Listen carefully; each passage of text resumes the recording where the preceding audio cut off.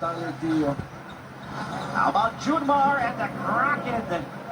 Fresh on last season. Dio, corner three.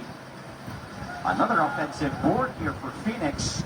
That's something that he can really bring to the table. No? He's got those offensive rebounding.